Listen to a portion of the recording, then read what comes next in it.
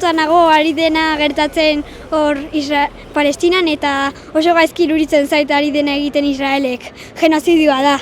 Lo que está sucediendo en Palestina no es algo que sea desde el 7 de octubre, es algo que pasó desde el 46. Que sí que ha llegado un poco de respiro, pero yo no me creo nada lo que diga ni Trump, ni Netanyahu, ni mucha gente de Europa. Palestina tiene que ser libre, son nuestros hermanos y estamos muy en contra de Israel.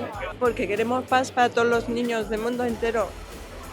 Todos los niños, perdón, es que no puedo.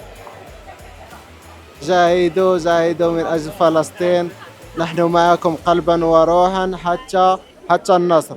Free Palestine. O sea, el ser humano tiene que tener solidaridad y empatía sí o sí, si no, no te puedes considerar humano. Al final es un genocidio, está matando a mucha gente y esto no puede ser. Nafarroko langileriak bat egin du mugimendu mailan egoten ari den erreakzio horrekin. Eta gatazkari dagokionez guk esan behar duguna da presioa oraindik beharrezkoa dela, oso beharrezkoa, eta ezinbestekoa lortzen diren akordio horiek azken muturreraino eramateko, hau da suetena betetzeko presioa egin behar dugula oraindik, eta batez ere argi esaten dugu Palestinan ez da bakerik egongo baldin eta airatzen duen okupazioa eta kolonialismoari amaiera ematen ez zaion. Beraz horretan egingo dugu indarra.